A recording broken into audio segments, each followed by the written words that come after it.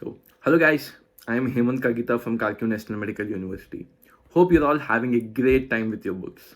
So it's time to check upon our live session. So here we go. With immense pleasure, I want to acknowledge you all to someone whom we are privileged to have here with us today. So Dr.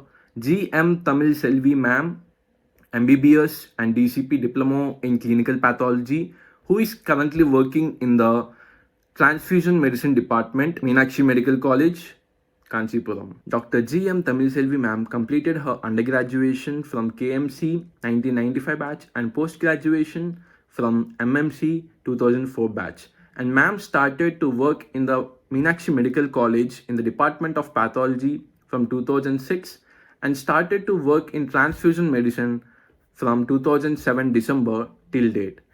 13 years of service to the society and students like us. We all welcome you, ma'am. Hi everyone, I'm Dr. Thamil Selvi from Meenakshi Medical College, Department of Transfusion Medicine. I'm very happy to be here with you all in this live session. Ma'am, can you please tell us what are the topics we are going to discuss in today's session? Today we'll briefly cover about the blood donation process, which includes the blood selection and blood collection and separation, and about the screening process of the collected blood, and about the compatibility testings and the transfusion reactions, and about the protocols what we are following during the COVID crisis. So we'll try to cover these at least some basics in these topics. So in the first place, we are going to see the criteria for the selection of donor's blood and how important it is to examine the medical history and also the physical exam for the selection of the donor blood. So let's start, ma'am. Yeah. Actually, the selection criteria is a vast topic. We'll cover this now. Actually, the blood donation process starts with the donor registration. Actually, it has many steps. It starts with donor entering the blood bank, and you have to collect the pre-donation information from the donor about the awareness of the selection criteria, about any medical illness for the donor, and about any transfusion transmitted infection possibilities in the donor. And then you give the donor questionnaire, that is the donor form to fill. So these are the first two processes when a donor enters the blood bank. So he has to fill the donor questionnaire. And after that, you have a counseling session for the donor. So during this counseling, you have to review the full history card, that is the donor questionnaire. And you have to explain the donor about the adverse reactions, what he can get during the reaction, and about the infectious disease screening in his blood. And if he has any queries, you can explain to them also. That is, if any clarification he needs, you can clarify his doubts. And moreover, all this, you have to explain the confidentiality in maintaining the positive reports. And after getting everything, you have to assess the risk behavior. That is, some donors have high-risk sexual behavior. So you have to verify all this, get the consent of the donor, and then proceed for medical examination. So these are the steps involved in the donor registration. Then about the donor questionnaire. So this involves the selection criteria. So actually certain basic criteria are there. So that this is important for a donor. So initially when a donor comes to the blood bank, so first the donor has to fulfill the basic criteria. So one is age. So the age, so all these are based on the National Blood Transfusion Council, India. So I'm covering this Indian guidelines. So from 18 years up to 16 years. So 18 years is the minimum blood donation, that is the minimum age for donating a blood. And the maximum age limit is 65 years for a regular donor.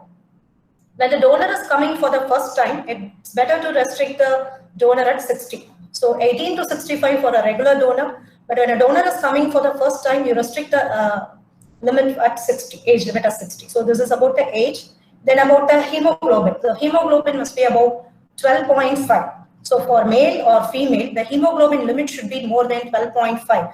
So the maximum limit is also important. So for a male, the maximum limit should not be more than 18, and for a female should not be more than 70. So within this limit, the donor is eligible for blood donation.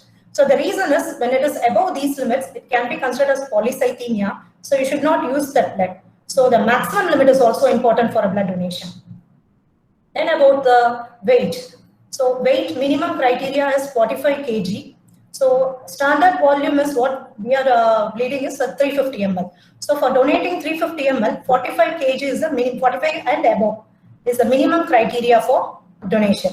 But most of the blood banks are collecting 450 also. 450 is also authorized only. So for collecting 450 ml, the donor's weight must be above 55 kg. So these are the weight limits. Minimum 45 for bleeding in a 350 ml bag and above 55 for 450 ml bag. And the other basic criteria is the time interval between two donations. So minimum 3 months duration is mandatory for donating again. So this is important because the cells has to regenerate during this period. So you have to give 3 months duration between two donations. So these are the basic criteria. So apart from this, the donor has to fulfill the medical history, surgical history, the past medical history. So everything should be covered in the question. So basically you have to assess the general physical and mental status of the donor. It should not be under alcohol or that is smoking also. Minimum 24 hours before alcohol intake, and smoking also 6 hours.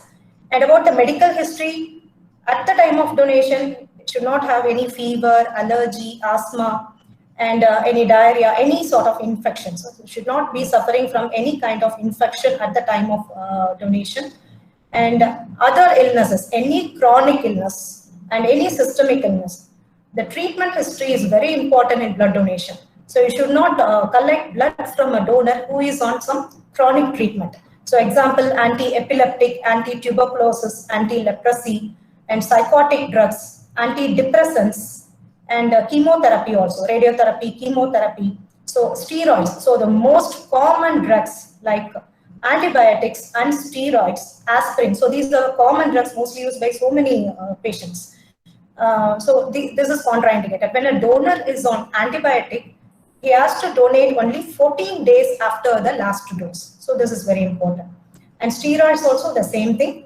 And aspirin also, after stopping the aspirin, 3 days after that only a donor can donate. So the treatment history is very important. So you have to get the history of medical illness and the treatment history regarding the medical illness. And other fevers like dengue and chikungunya. So we have suffered from dengue or chikungunya. After 6 months only, a donor can donate. Like that, other fevers like Zika fever, West Nile fever, for those fevers also, after 4 months he can donate. And any history of malaria, typhoid, and jaundice, after 1 year, a donor can donate. And if the jaundice is due to hepatitis B or hepatitis C, he is permanently deferred from blood donation. But if the jaundice is due to hepatitis A or E, he can donate after 12 months period. So this is about the medical illness. And regarding the surgical illness, any minor surgeries like any dental procedure under anesthesia or any minor surgery, he can donate 6 months after the recovery time. And any major surgeries which involve accident, any RTAs or any major surgery which involves blood transfusion also. So all this they can donate after 12 months after the recovery. So these are the surgical illness which are covered in the donor selection criteria. And vaccination also plays an important role. After any live attenuated vaccine or killed vaccine, they can donate after 4 weeks. But for any immunoglobulin, that is post-exposure prophylaxis, which is given after any animal bite, especially dog bite, or after hepatitis B exposure, a donor can donate only 12 months after the vaccination. And these are common. And for females, you have to ask the menstrual history. During the menstrual period, they cannot donate. And during pregnancy, during lactation, they should not donate during this period. And after abortion also, 6 months after that, they can donate. So this is for female donors. So these are the vast selection criteria covered in this area. And after this, give the consent and go for medical examination. So in medical examination, you have to measure the BP, pulse, CDS, and RS. So the BP, the systolic BP should be 100 to 140, and the diastolic BP range is 60 to 90, and pulse should be between 60 to 100. And if the CVS and RS is fine, you can proceed the blood donation process. So these are the main selection criteria covered in the donor questionnaire. So guys, till now we got to know what are the criteria for selecting the donor blood, and now we'll know how we'll collect the blood and also how important it is to follow the protocol which is given for us. Once the donor is selected for blood donation, then the option is whether you can collect in a 350 ml bag or a 450 ml bag. If the donor is a first time donor, better to go with the 350 ml bag. It's either single or double or triple. And if it is more than 55 kg, then you select a 450 ml bag. Then the selection of the type of bag depends on the blood bank's availability, that is stock availability. If you want whole blood, you can select the single bag. So actually the types of bag available are single bag, double bag, triple bag, and quadruple bag. And so many types of bags are available. Pediatric bags are also available for pediatric patients. So generally we are collecting in single, double, triple, and quadruple bags. And I'll show you the bag also, then we'll discuss.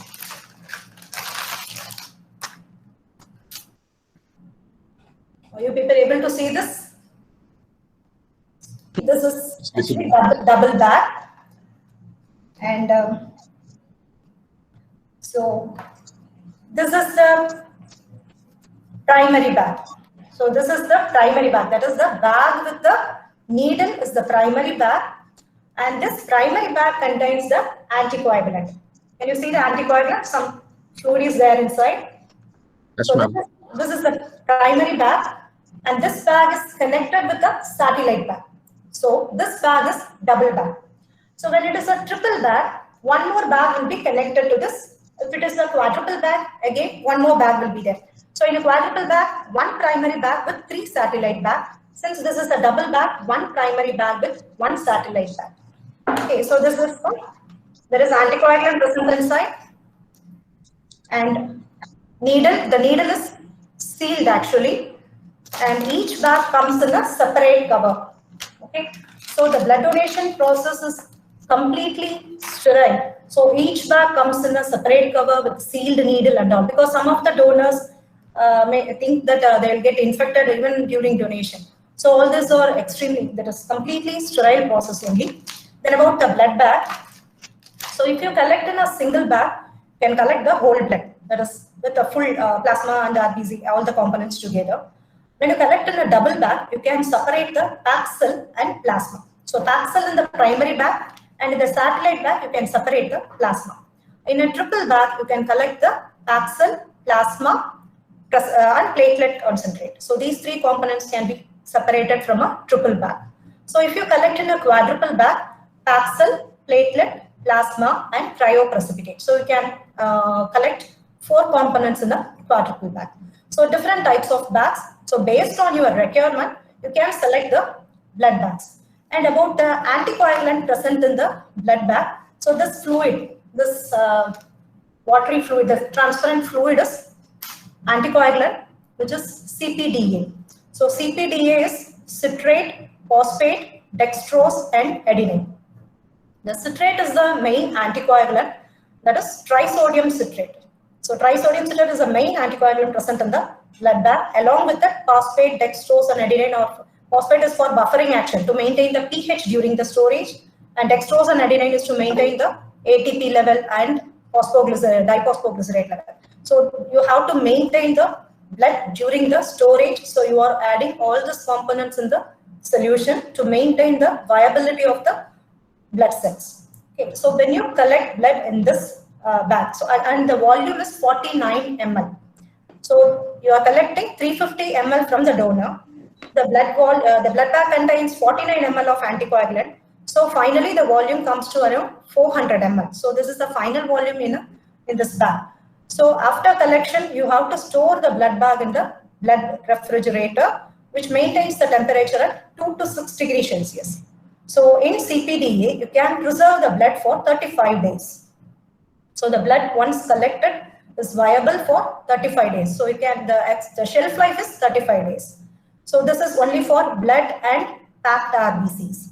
And for plasma, it is different. Plasma and plasma as fresh frozen plasma. It's called as FFP. This FFP and cryoprecipitate can be stored for 1 year. So the shelf life of cryoprecipitate and plasma is up to 1 year. And platelet, the shelf life is very short. You can preserve the platelet only for 5 days. And each component, the storage is different and shelf life is also different. Okay, and about the needle is 16 gauge needle. That is a very wide bore needle. Okay, so this is 16 gauge needle. So after selecting the blood bag, you can proceed with the blood donation process. So the time taken for blood donation process is only 5 minutes. That is 5 to 8 minutes. The collection time is only 5 to 8 minutes for a donor. So once the donor comes, the history taking, medical examination, and the collection and the observation time, everything will be maximum up to 1 hour. So this is about the blood collection process. Yes, ma'am. So, ma'am, after collecting the blood, can we screen any infections which are very important to know? Collection, whether it's collected as a whole blood or it is collected as a component, either Paxil or plasma. So you are storing in the appropriate refrigerator. So the next step after the blood collection is the TTI screening, that is transfusion transmissible infectious disease, that is infection screening. So this has to be done prior to doing the compatibility test. The screening procedure means you are screening for the infections present in the blood bag. So mainly the transfusion transmissible infection only, not for everything. So there are certain infections which can be transmitted through blood. So there are so many infections which can be transmitted through blood. The common infections are HIV 1 and 2, HBsAg, HCV, malaria, and syphilis. So these are the common infections. And in India, these 5 infections are mandatory to be tested before transfusion. And apart from these 5 infections, there are other infections like CMV, EBV, and HTLV virus, that is human tussle leukemia virus, and leishmaniasis. So all this can also, and Creutzfeldt-Jakob disease. So all this can also be transmitted through blood. But those infections are not prevalent in India, so we are not doing the screening for all those infections. We are covering only these 5 infections: HIV 1 and 2, HBsAg, HCV, malaria, and syphilis. And the infection, there are so many methods in doing the screening. You can do by rapid CAR test, by ELISA test, by chemiluminescence method, and recently advanced method like nucleic acid amplification test. So all these tests are available. So after doing the screening and selecting the blood bag, if everything is negative, then you have to place a screening label for the blood bag, and then only the blood bag is suitable for transfusion. So this is the next process after the collection. And one more important thing in the screening is, while selecting the donor also, you have to inquire about the window period.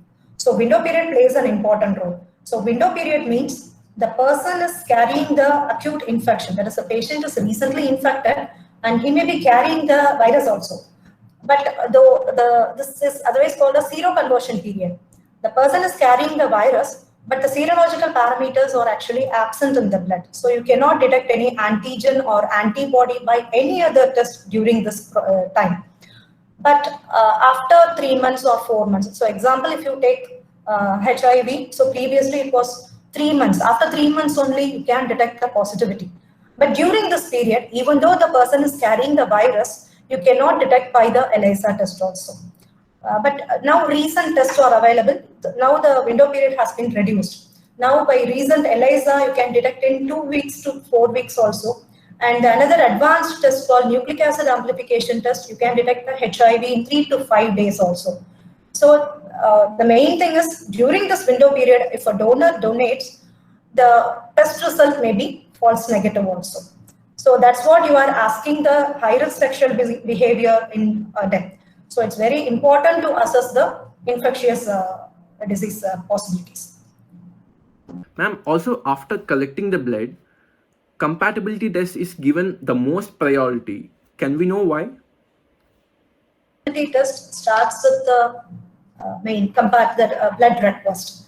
So the clinician plays an important role in this. So they have to know which component the patient needs and how many units the patient needs, and moreover, whether the patient needs blood or not. So this is very important. So because random utilization is not advisable. So if the patient needs blood, then only it's required to give that. So first, at the time of request, you assess the patient details, HB, and the patient diagnosis, what is the primary diagnosis and what is the cause for anemia, what is the need for giving blood, so everything.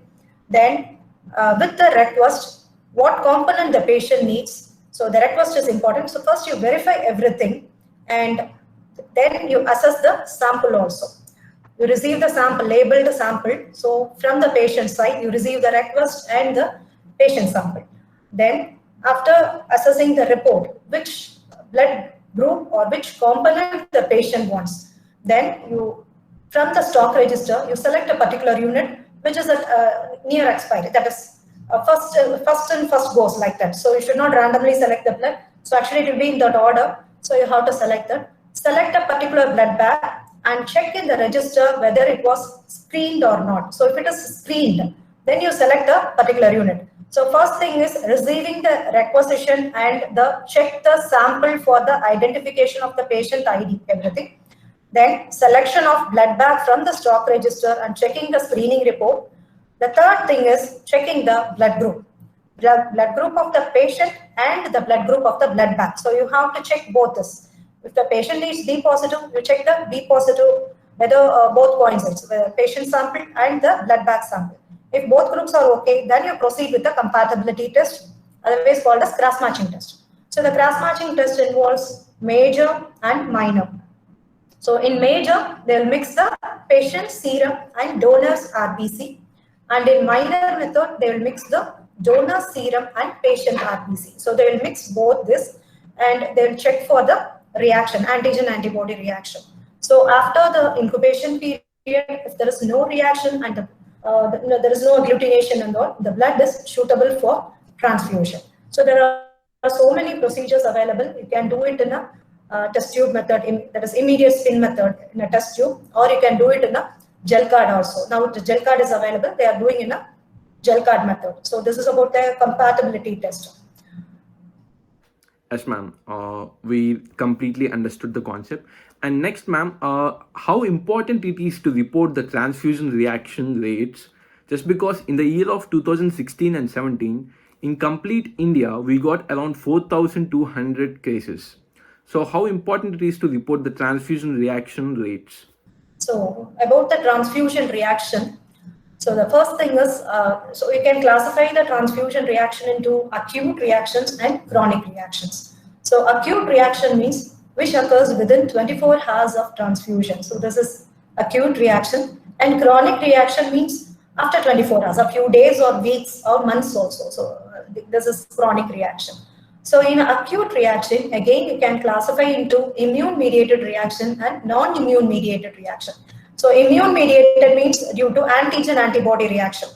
So this is immune-mediated. So in immune-mediated reaction, you have this allergy, anaphylaxis, and the hemolytic reaction, and TRALI. TRALI is otherwise called as transfusion-related acute lung injury. So all these and febrile non-hemolytic reaction. So all these are considered as acute immunologically mediated reaction. And in acute non-immune reaction, so acute which is occurring within 24 hours but not due to antigen-antibody reaction. So here comes the volume overload. So this plays an otherwise called as TACO, that is TACO, transfusion associated cardiac overload. So this is acute reaction but non-immune mediated. And hemolysis due to non-immune causes. So hemolysis can not only due to antigen-antibody reaction, hemolysis can occur due to physically mediated, chemically mediated, and mechanical hemolysis. All this can occur. Physically means if it is not stored in a proper storage, if the temperature goes high or low, it may lead to physically mediated. That is, temperature plays an important role here. So it results in lysis. Chemical means you should not infuse any medicines through the transfusion set. So it results in chemical lysis. And mechanical means if you're transfusing through a very small bore needle or using some pumps or processing machine and all, it may lead to mechanical hemolysis. So all these are non-immune mediated hemolysis. So you can get the volume overload and hemolysis due to non-immune causes, hyperkalemia, citrate toxicity, and this hyperkalemia. All this are non-immune mediated acute reaction. Then about the chronic reaction. So in chronic reaction, the common reaction is transfusion mediated graft versus host infection. So the disease. So this is delayed reaction due to immune mediated thing. And the other one is post transfusion purpura. So this is also delayed reaction. After a few days or weeks only this reaction may occur. And in chronic reaction, non-immune mediated is the main role is played by transfusion transmitted infection. So this is also TTA, that is transfusion transmitted infection, is also considered as an adverse reaction for transfusion only. It may occur a few weeks or months after the transfusion. So one is this infection, the other one is iron overload, that is which results in hemocytosis also. So this is also considered as delayed reaction. So this is according to this timing, acute and chronic classification. Apart from this, you can classify it into mild, moderate, and severe reactions. So in mild reaction, the main symptom, that is the main thing, is urticaria. So this is the common reaction where most of the patient complains of urticaria only. So 1 out of 100 or 200 transfusion, at least one patient will get this urticaria, that is rashes. So the patient may complain of itching or flushing sensation, some burning sensation. So this is the very common reaction reported by the patient. And the main reason for getting this acute, that's urticaria, is hypersensitivity. So hypersensitivity due to the foreign proteins which is present in the transfused blood. So this plays an important role. So when a patient gets urticaria, since this is a very common reaction, when a patient gets urticaria, you immediately stop the transfusion, and the first thing is you have to inform the consultant, that is the main treating person, and the blood bank also.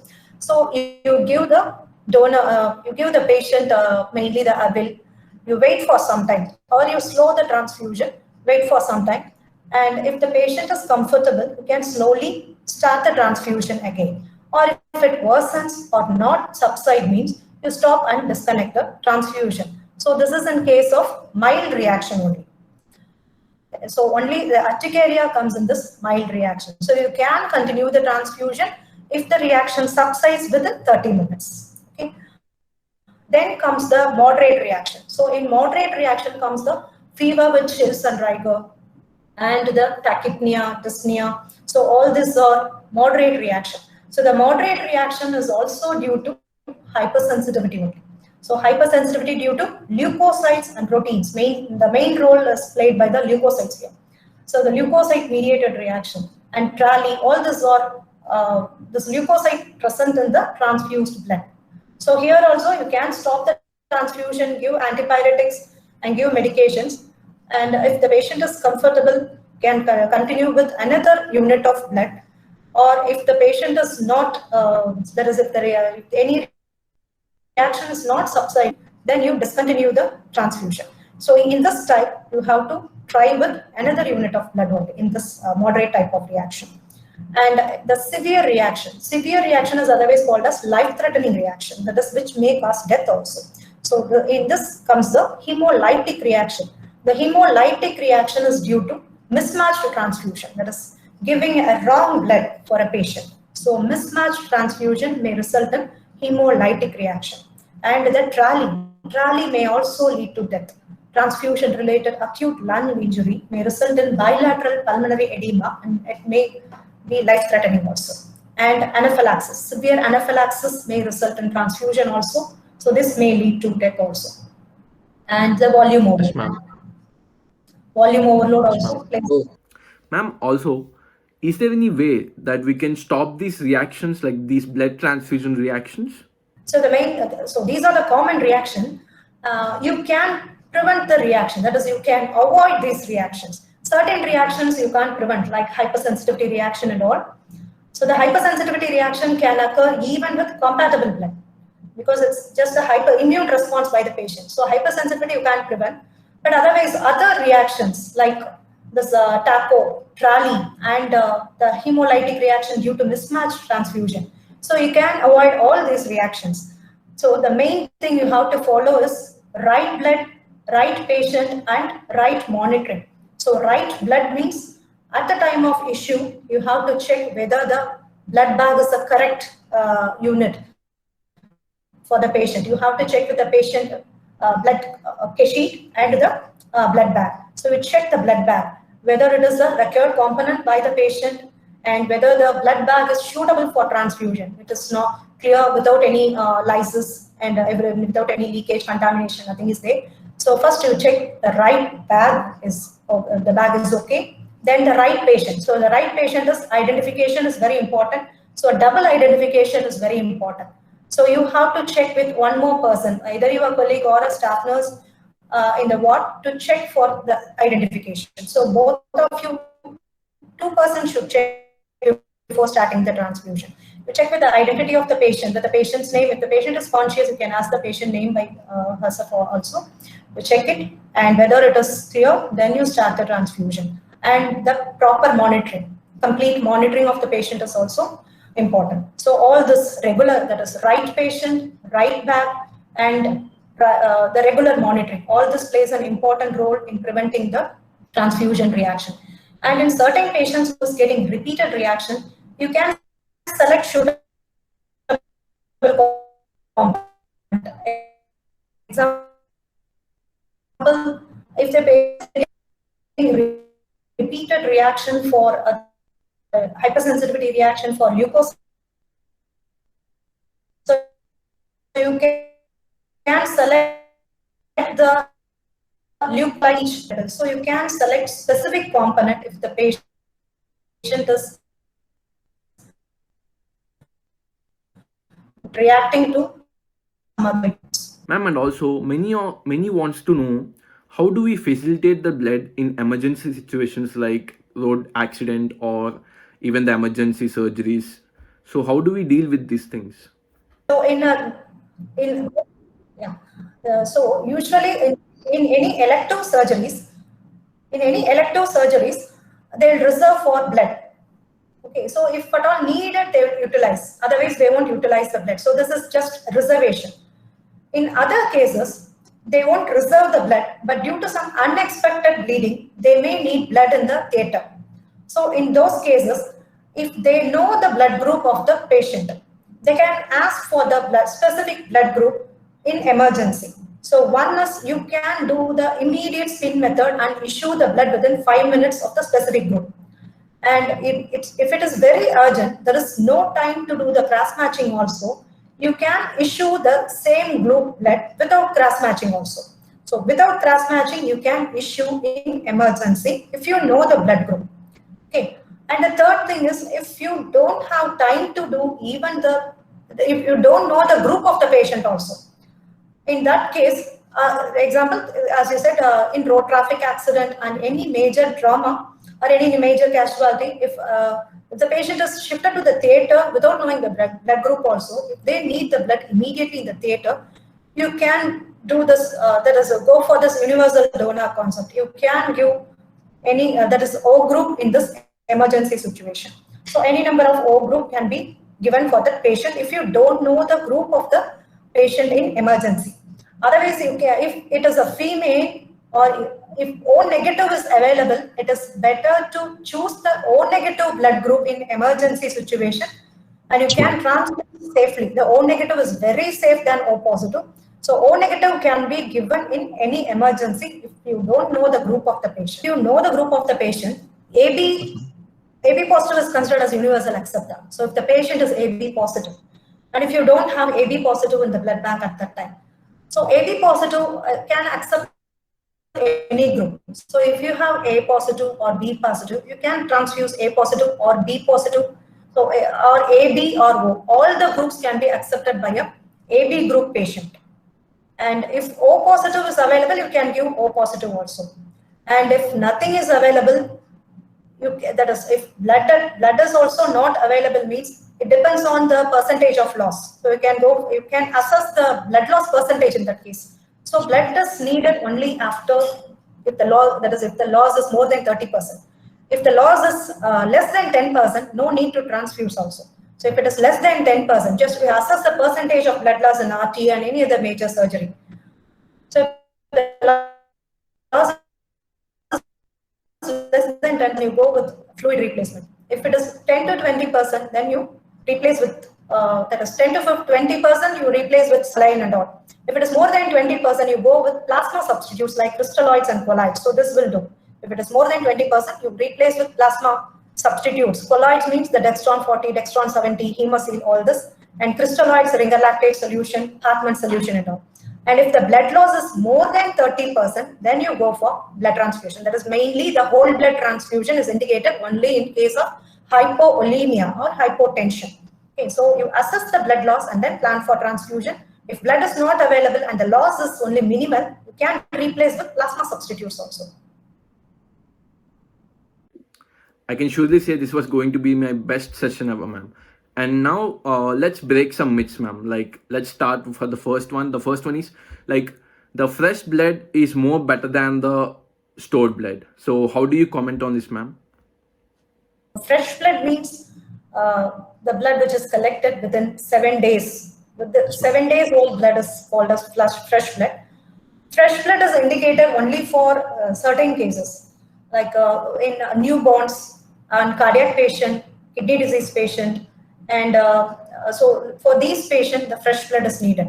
Otherwise, stored blood is no need to give fresh blood for all the patient. So the stored blood, you can give stored blood also. That is up to 35 days, up to 35th day midnight, the blood is suitable for transfusion. So maximum 60 to 70% recovery will be there, even for the stored blood. Not necessarily every patient should get the fresh blood. Fresh blood would be reserved only for few indicated cases. Yes, ma'am. Also, there is a myth that do the patients who donate the blood lose their immune power or lose their health? Affect the immune system actually. Usually, blood donation plays. And health. It has so many benefits for the donor. But actually, if a donor is a regular donor and if he is donating regularly, the cells are regenerated very frequently. So he is getting fresh blood and fresh. All the cells are fresh. So it's like that is main freshness, everything. And actually, the cholesterol level, everything will be in check if a donor is a regular donor. And the calories around, for each donation, around 500 calories will be burned by a donor. So there are so many advantages in this. And moreover, you are getting a physical, main free medical checkup, and you are getting all your infectious disease screening, everything. So there are so many benefits in giving blood donation. And it's actually not true. The immune system, so actually Yes, it's not like that. There are so many benefits in giving blood donation. Ma'am, the third myth goes like this, that the diabetic patients cannot donate the blood. So what will be your comment, ma'am? Diabetic patient, if they are insulin dependent and if they are having any vascular diseases like peripheral neuropathy, and if they are having any other complaints like neuropathy, nephropathy like that, they are not allowed to donate blood. Otherwise, if a diabetic patient is having blood sugar under control, and if he is on oral hypoglycemic drug with normal blood sugar and no complications, even a diabetic patient can donate blood. So there are two categories in diabetes. One is a diabetic patient on oral hypoglycemic drug with normal blood sugar can donate, and diabetic patient on insulin is not allowed to donate. Okay, diabetic patient on insulin is not allowed to donate. Also, the person who is taking the antihypertensive drugs, is he eligible to donate the blood? Antihypertensives also the same as diabetes.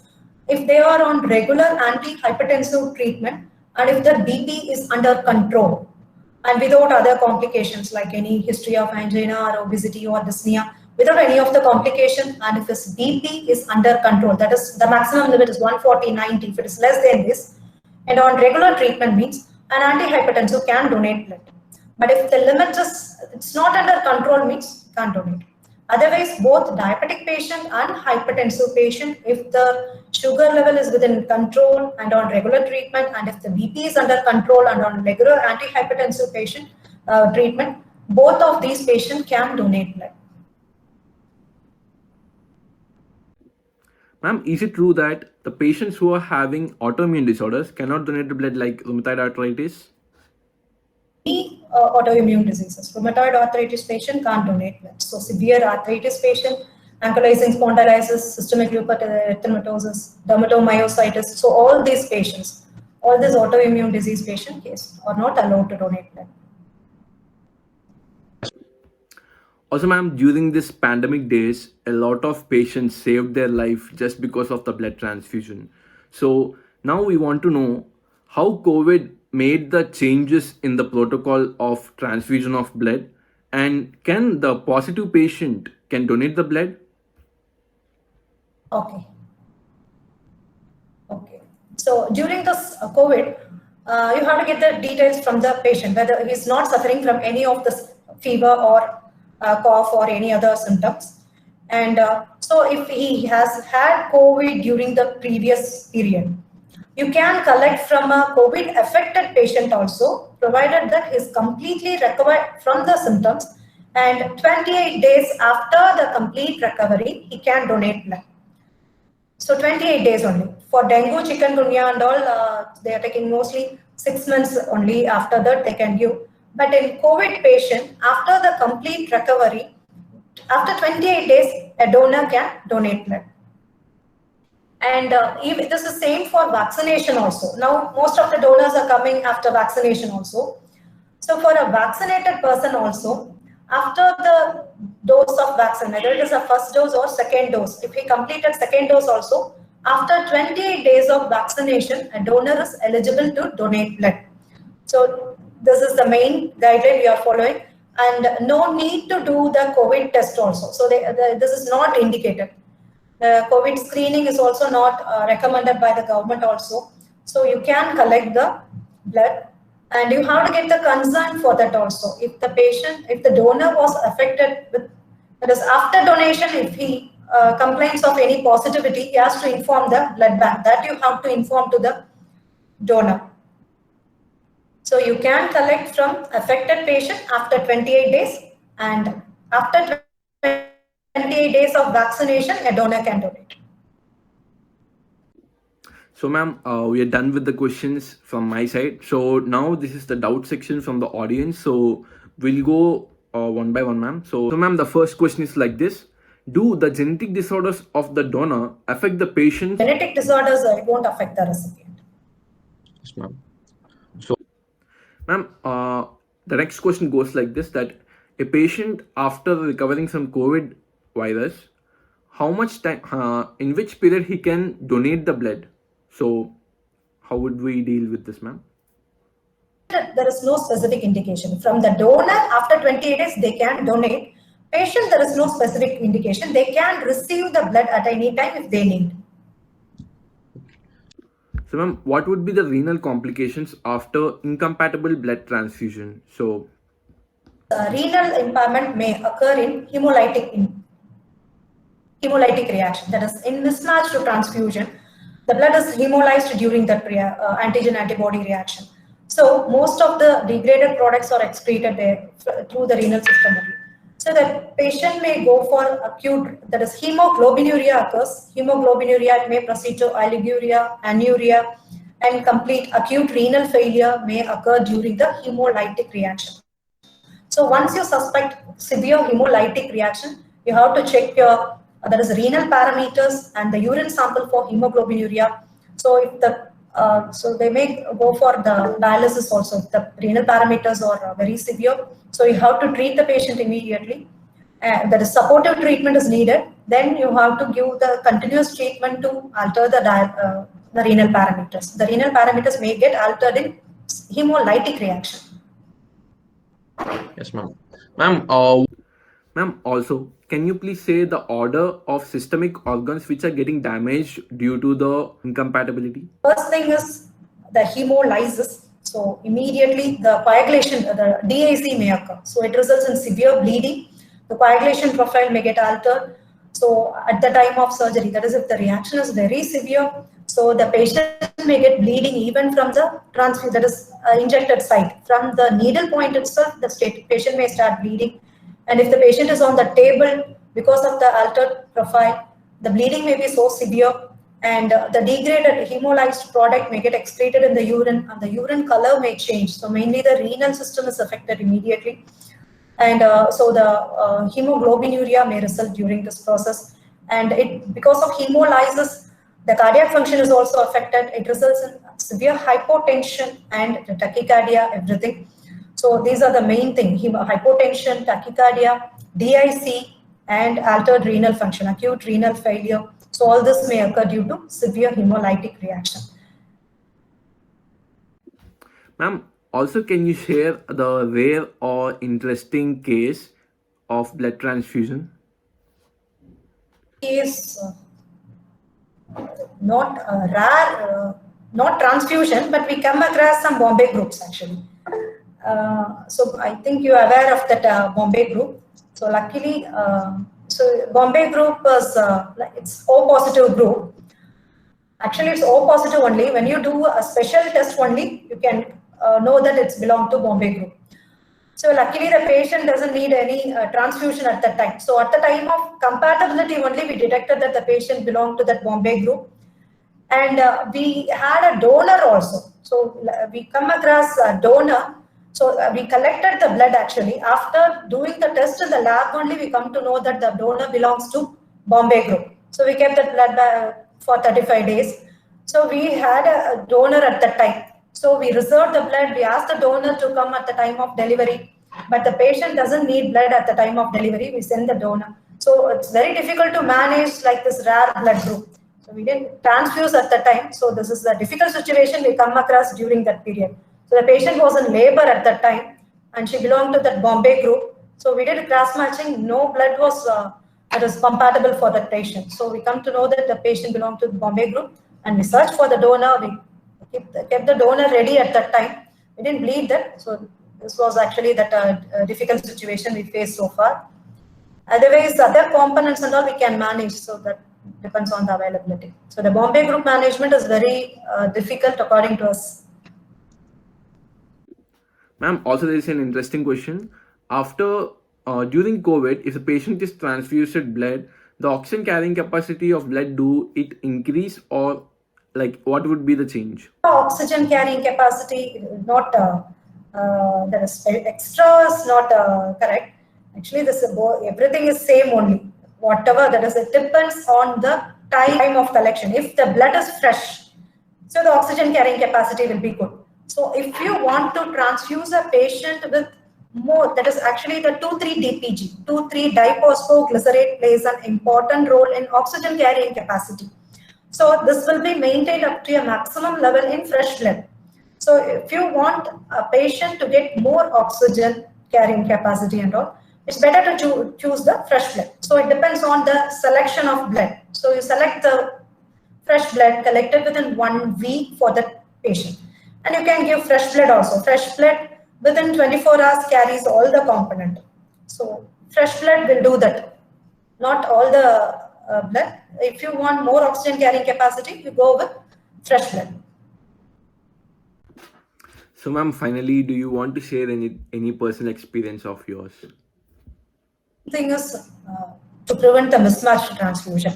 So all of you has to take maximum responsibility during transfusion because so in my experience, it's better to do single-handed. So you collect blood from the blood bank, you do the identification with the patient and cross-checking with another, and do the transfusion by yourself. Never leave the donor patient at the bedside without any monitoring and all, because this plays an important role. The misidentification of patient is very, very dangerous, because if you hand over the transfusion to some other person to carry over, and the identification is not proper, that may lead to very severe reaction. So you do the transfusion with utmost care, and you take the full responsibility if you are doing the transfusion. And always it's better to do the transfusion in the daytime. In emergency, you can go with transfusion in the night. Otherwise, it's better to complete before 5 o'clock and 6 o'clock. It's better. Does COVID be transmitted by? No, it was not so proven that it can be transmitted through blood. Since it's a respiratory virus, so far there is no cases that is reported that it's transmitted through blood. And it's given in the guidelines also. It's not so far transmitted through blood. So you can, that's what we have, that is put up the guideline that you can collect from a donor after 28 days also. Even it's not transmitted. Thank you so much, ma'am. It's such an honor to be with you here. And literally, this was being the best productive session of mine till now. Thank you so much, ma'am.